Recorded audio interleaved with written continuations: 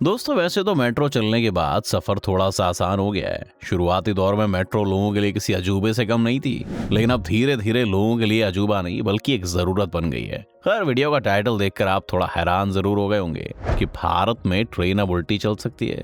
हम इसे reverse train भी कह सकते हैं। ये थोड़ी फ्यूचरिस्टिक टेक्नोलॉजी है, शायद ये हम में से किसी ने सोचा भी नहीं होगा। अगर आप चैनल पर नए हैं दोस्तों, तो वीडियो शुरू करने से पहले चैनल को सब्सक्राइब और वीडियो को लाइक करना ना भूलें। पटरी पर दौड़ती हुई ट्रेन और मेट्रो में आपने अक्सर सफर किया होगा, लेकिन क्या आपने उल्टी ट्रेन की सवारी की है?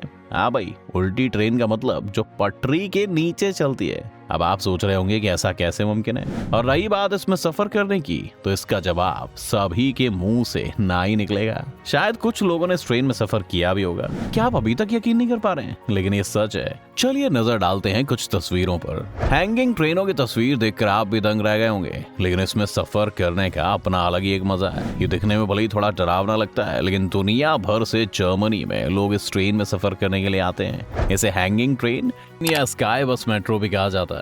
अब इस ट्रेन के बारे में एक और हैरान कर देने वाली बात जो आपको बताते हैं कि ये सिर्फ जर्मनी में ही फिलहाल चलती है। अमेरिका या चीन जैसी जगहों में भी इस प्रोजेक्ट ने अभी तक दस्तक नहीं दी है। अब बात करते हैं भारत की। ये प्रोजेक्ट भारत में साल 2003 में ही आ चुका था, जिसे स्काई बस मेट्रो का नाम दिया गया था, लेकिन कुछ हादसों की वजह से ये प्रोजेक्ट फेल हो गया था। इसे पूर्व प्रधानमंत्री अटल बिहारी वाजपेयी का ड्रीम प्रोजेक्ट भी कहा जाता है। इस प्रोजेक्ट की सबसे पहले शुरुआत गोवा में की गई थी। वहां पर भी इसे जर्मनी की तर्ज पर बनाया जा रहा था। पहले फेज में एक 10.5 किलोमीटर का ट्रायल रूट भी बनाया गया था, और इसे जमीन से करीब 5.5 फीट ऊपर एक एलिवेटेड रूट पर चलाया जाना था। इसकी खासियत के बारे में भी आपको बताते हैं। इस हैंगिंग ट्रेन में 2 स्टैंडर्ड एक्सल बोगीज बनाई जानी थी, साथ ही इसमें एसी कोच और स्टेशन होने थे। ये ट्रेन हर साल औसतन 6 मिलियन लोगों को लेकर चल सकती थी, या फिर 80,000 पैसेंजर्स को हर दिन लेकर चल सकती थी। ऐसा कहा जाता है कि इस प्रोजेक्ट को बनाने में लागत कम लगती है। जी हाँ, बिल्कुल सही सुना आपने।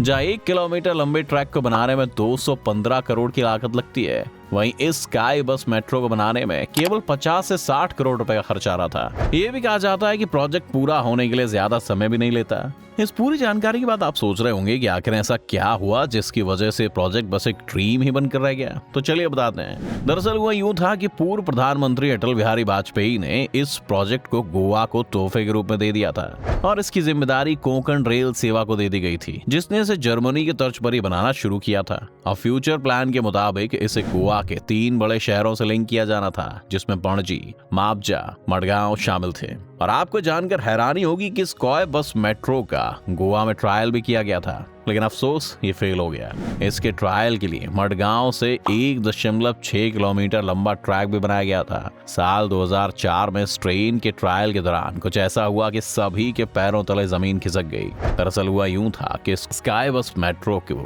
20 किलोमीटर प्रति घंटे की रफ्तार से जाना था, लेकिन ये 50 किलोमीटर प्रति घंटे की रफ्तार से दौड़ गई, और इसकी आगे लगे कंक्रीट से भयंकर टक्कर हो गई। इस हादसे के दौरान एक शख्स की मौत हो गई थी। इस हादसे के पीछे की वजह टेक्नोलॉजी एरर बताया गया था। इसके बाद इस प्रोजेक्ट को ठप कर दिया गया था। 18 सालों बाद आज भी कई बड़े इंजीनियर्स का मानना है कि इंडिया ने उस प्रोजेक्ट को नकार कर बड़ी गलती की थी। बहरहाल, जिस तरह से पिछले कई सालों में भारत के ट्रांसपोर्टेशन में तेजी देखी जा रही है, ऐसा कहा जा रहा है कि आने वाले समय में ये हैंगिंग ट्रेन एक बार फिर दस्तक दे सकती है। खैर, इसी के साथ आपको थोड़ी सी जानकारी और दे दें कि भारत में सिर्फ यही नहीं, कई और हाईटेक प्रोजेक्ट्स हैं, जैसे कि hyperloop train, under water metro, Sagarmala project, Chenab project और बुलेट ट्रेन। इन सभी के पूरा होते ही भारत की बात ही कुछ और होगी। वैसे तो इस हैंगिंग ट्रेन को जर्मनी के वुपर्टल में 1901 में शुरू किया गया था। ये ट्रेन बिजली से चलती है और करीब लगभग 40 फीट की ऊंचाई का सफर करते हुए 13.3 किलोमीटर की दूरी तय करती है।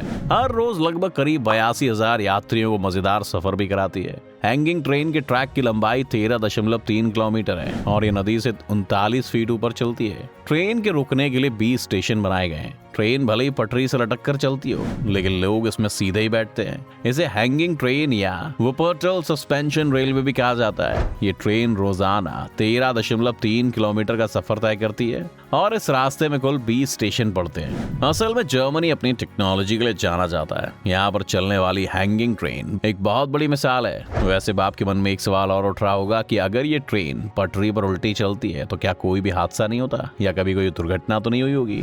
हाँ, एक चौंका देने वाली बात जरूर सामने आई है कि बीते 100 सालों से भी अधिक के इतिहास में ये ट्रेन अब तक सिर्फ एक बार दुर्घटनाग्रस्त हुई थी। यह हादसा 1999 में तब हुआ जब ट्रेन वुपर नदी में गिर गई थी, जिसमें 5 लोगों की मौत और करीब 50 लोग घायल हो गए थे। इस हादसे के अलावा 2008 और 2013 में भी मामूली दुर्घटनाएं हुई थी, लेकिन उसमें किसी की मौत नहीं हुई। तो दोस्तों, आपको क्या लगता है, भारत में फिर से हैंगिंग ट्रेन प्रोजेक्ट शुरू किया जा सकता है? और इसके आने से क्या हमारा ट्रांसपोर्ट सिस्टम और बेहतर और अफोर्डेबल हो सकता है? अपनी राय में कमेंट सेक्शन में जरूर बताएं। वीडियो अगर पसंद आई हो तो वीडियो को लाइक करना और चैनल को सब्सक्राइब करना ना भूलें, और साथ ही ऐसे और इंटरेस्टिंग वीडियोस के लिए बेल आइकॉन पर क्लिक जरूर करें।